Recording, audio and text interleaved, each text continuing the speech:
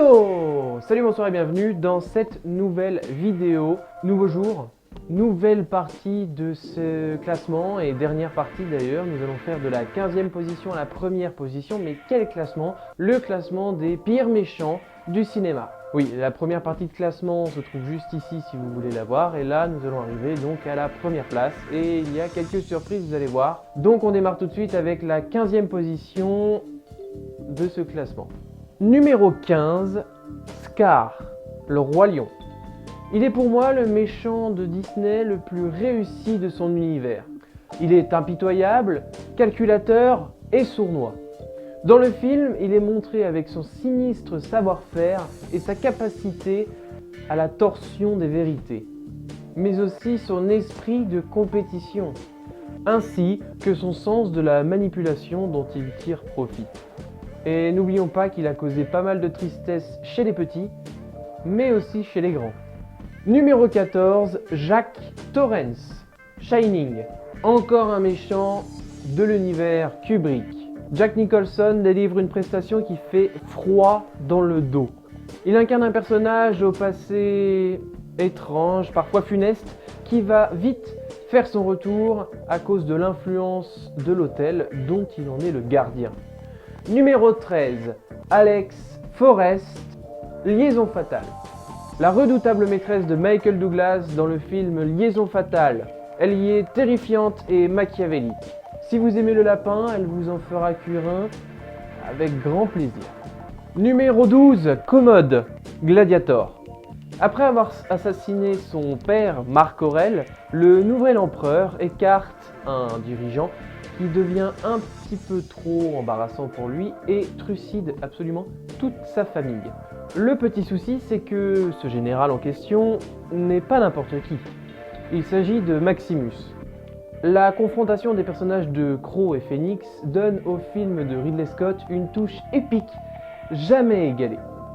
Numéro 11, Amy Elliott Dune, Gone Girl.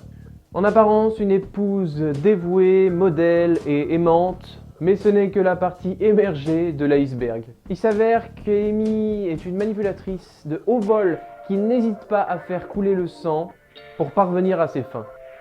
Rosamund Pike délivre une performance dans l'un des films qui m'a vraiment secoué en 2014, justement, Gone Girl. Numéro 10, le Joker, The Dark Knight.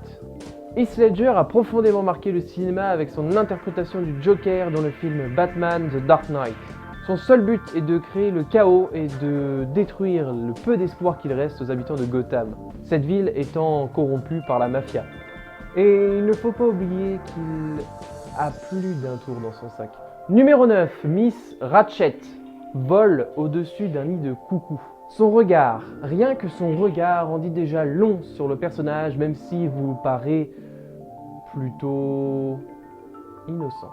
Il cache en réalité une sévère et implacable infirmière. Elle déteste profondément les malades mentaux dont elle s'occupe et particulièrement Randall McMurphy, interprété par Jack Nicholson. L'actrice Louise Fletcher remportera avec logique l'Oscar de la meilleure actrice pour cette interprétation.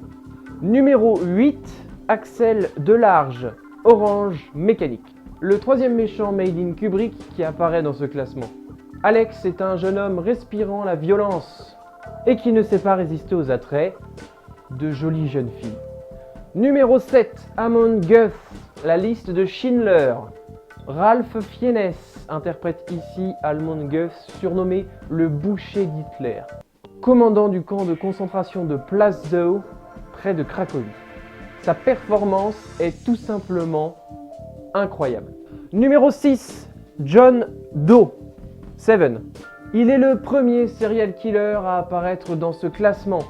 Kevin Spacey incarne John Doe, qui tue ses victimes suivant les 7 péchés capitaux, le sien étant l'envie.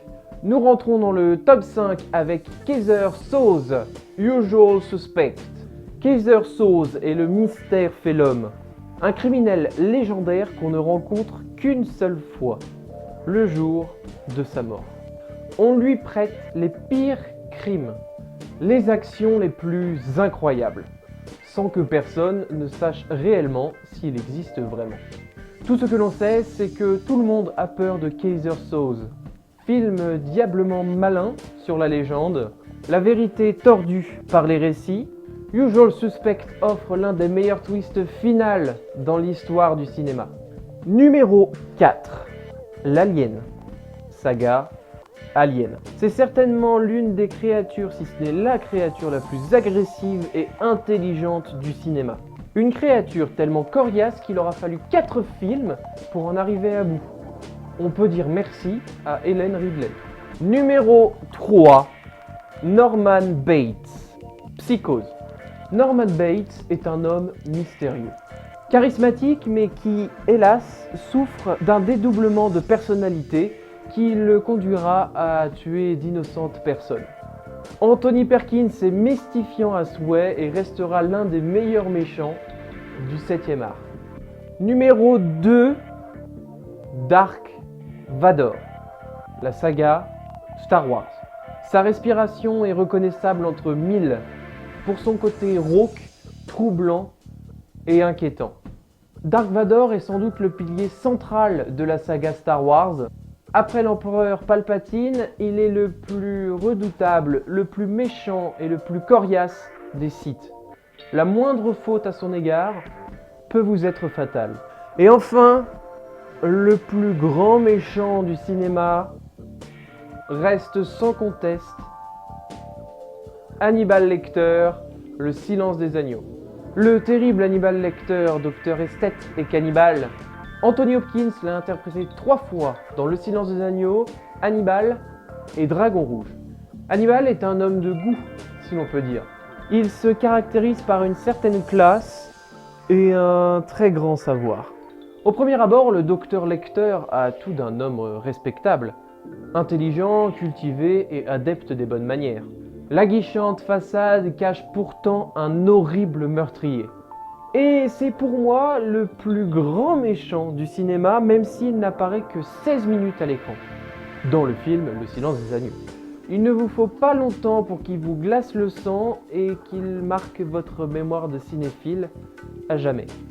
Voilà pour ce classement, vous connaissez donc les pires méchants du cinéma, les 30 pires méchants du cinéma, et le pire étant Hannibal Lecter, on comprendra pourquoi. Ce classement est donc terminé. Tu as le droit, si ça t'a plu, de le partager ou de le liker bien évidemment. On se retrouve très vite pour un autre classement ou pour une autre vidéo, même d'ailleurs ça peut être une autre vidéo d'un autre genre, pourquoi pas. Et surtout, n'oubliez pas, comme d'habitude, restez connectés.